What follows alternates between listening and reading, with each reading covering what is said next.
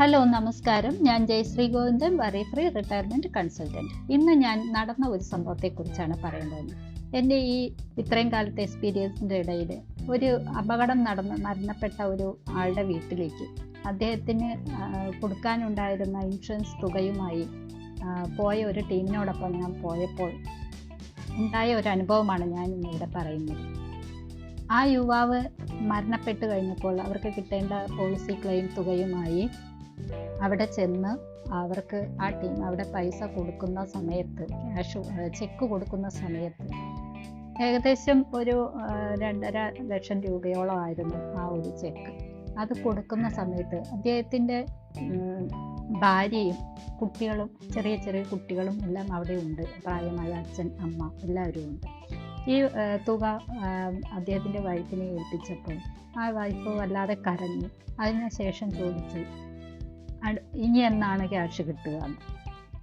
ആ ഒരു ചോദ്യം അവിടെ നിന്ന് എല്ലാവരുടെയും മനസ്സിൽ വളരെ വിങ്ങലുണ്ടാക്കി. കാരണം അദ്ദേഹത്തിന് കിട്ടാവുന്ന മാക്സിമം എമൗണ്ട് ആണ് അവിടെ കൊടുത്തത്. ഇനി ഒന്നും കൊടുക്കാനും ഇല്ല.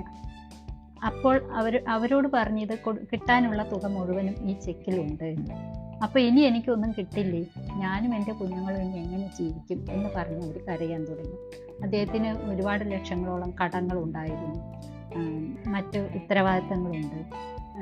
ഇനി മുന്നോട്ട് എന്ത് ചെയ്യണമെന്നറിയാതെ വിതുമ്പുന്ന ആ ഒരു സ്ത്രീയെയും കുട്ടികളെയും അവിടുത്തെ വൃദ്ധരായ മാതാപിതാക്കളെയും കണ്ടുകൊണ്ട് നിൽക്കാനല്ലാതെ ഒന്നും ഞങ്ങൾക്ക് പറയാൻ കഴിഞ്ഞില്ല. ഒന്നാലോചിച്ച് നോക്കൂ, ഇങ്ങനെ ഉള്ള അവസ്ഥയിൽ നമ്മളിൽ പലരും കടന്നു പോകും. നമ്മളുടെ ജീവിതത്തിലും ഇത്തരം അവസ്ഥകൾ ഉണ്ടാവാതിരിക്കാനാണ് ഞങ്ങളെപ്പോലുള്ളവർ ലൈഫ് ഇൻഷുറൻസ് എടുക്കൂ എന്ന് പറയുന്നത്.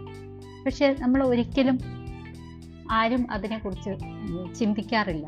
നാളെ നമ്മൾ ഇവിടെ ഉണ്ടാവില്ല, നമ്മുടെ കുടുംബം ഇവിടെ ഉണ്ടാവും, അവരെ സുരക്ഷിതമായിട്ട് ഇരുത്തണം എന്നൊക്കെ ചിന്തിക്കാനുള്ള ഒരു പ്രായോഗിക ബുദ്ധി ഇന്ന് പലരും കാണിക്കാറില്ല. കാരണം നാളെ എന്ന ഒരു ചിലരുടെ ജീവിതത്തിലെ പോലും ഒന്ന് ഓർക്കാൻ പോലും ഇഷ്ടപ്പെടാത്തതാണ്. എന്തുകൊണ്ടാണ് ഇൻഷുറൻസിനെ കുറിച്ച് പറയുമ്പോൾ പലരും പുറകിലോട്ട് പോകുന്നതെന്ന് വെച്ചാൽ, ഇൻഷുറൻസ് എന്ന് പറയുന്നത് അത് മരണമാണ്, അപകടമാണ്, അംഗവൈകല്യമാണ്, വാർദ്ധക്യമാണ്, അസുഖമാണ്. ഇതൊക്കെ ആയിട്ട് ബന്ധമുള്ള ഒന്നാണ്. ഇതൊന്നും നമ്മൾക്കാർക്കും ഇഷ്ടമല്ല. അതുകൊണ്ട് തന്നെ ഇൻഷുറൻസ് എന്ന് കേൾക്കുമ്പോൾ നമ്മളെല്ലാവരും അതിനെതിരെ മുഖം തിരിക്കുകയാണ് ചെയ്യുന്നത്. പക്ഷേ ഒന്ന് ആലോചിച്ച് നോക്കൂ, ഇങ്ങനെയുള്ള ഈ ഒരു കുടുംബത്തിലേക്ക് ഇനി എന്ത് വരുമാനം പ്രതീക്ഷിച്ചിട്ടാണ് അവർ ജീവിക്കേണ്ടത്?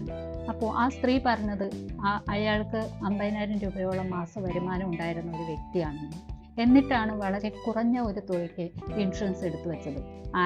ഏതെങ്കിലും ഇൻഷുറൻസ് അഡ്വൈസർ എപ്പോഴെങ്കിലും ഉപദേശിച്ചപ്പോൾ എന്തെങ്കിലും ആവട്ടെ എന്ന് കരുതി എടുത്തതായിരിക്കാം ആ ഒരു ചെറിയ തുക. പല പ്രാവശ്യം ചിലപ്പോൾ അദ്ദേഹത്തിനോട് ഇൻഷുറൻസ് അഡ്വൈസേഴ്സ് പറഞ്ഞിട്ടുണ്ടാവും, നിങ്ങൾക്ക് വരുമാനമുണ്ട്, കുറച്ചുകൂടി നല്ല എമൗണ്ടിലേക്ക് എടുത്തു വയ്ക്കൂ, സേവ് ചെയ്യൂ എന്ന്. പക്ഷേ അതിനെതിരെ എല്ലാവരും മുഖം തിരിക്കും.